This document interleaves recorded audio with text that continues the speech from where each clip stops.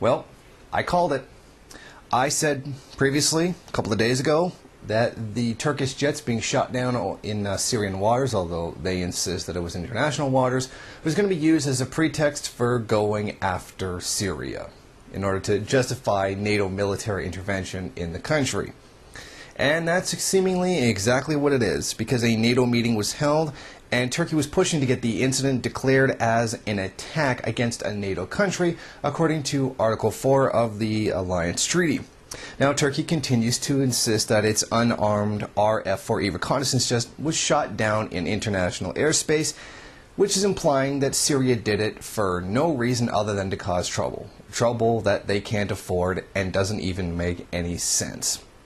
We have no intention of going to war with anyone, the Associated Press quoted Archnix as saying. The Deputy PM added, however, that Turkey retained its right to retaliate against a hostile act and assured that his country has made necessary applications regarding Article 4 and Article 5.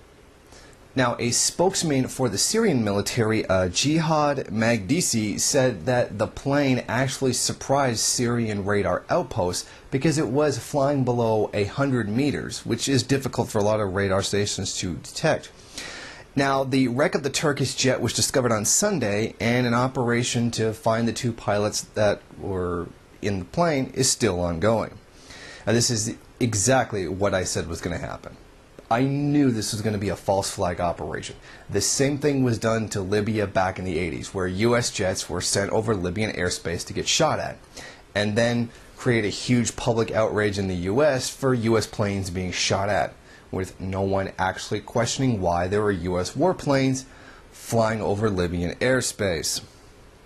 So I totally saw this coming, and this is going to turn into a justification for a NATO invasion of Syria, now claiming that Syria is attacking its neighbors, while its neighbors are funding and training the Syrian rebels, which are nothing more than NATO puppets, against them. So this is actually even given Turkey's own stance of allowing shipments of weapons to go through its countries to the Syrian rebels is completely hypocritical. This complaint that it's a violation of their sovereignty is complete hypocrisy given what they have already done to Syria, and the fact that this is obviously a false flag attack given what is going on. Now, there was one theory that was put forward by RT. The Turkish military jet's incursion into Syria may have been a botched NATO operation on counterfeiting Syrian military aircraft ID in order to fool the country's air defense. The necessary codes could have been borrowed from a Syrian fighter that had been stolen by its defector pilot. Now, this is also a very likely case. There have been some Syrian pilots who have defected to other countries, and it would not be unthinkable that they would end up giving away all kinds of military information to those countries, more specifically NATO.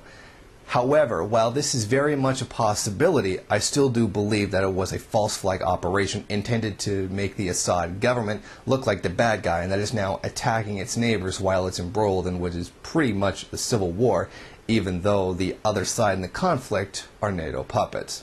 Now, this is U.S. imperialism at its most sneaky.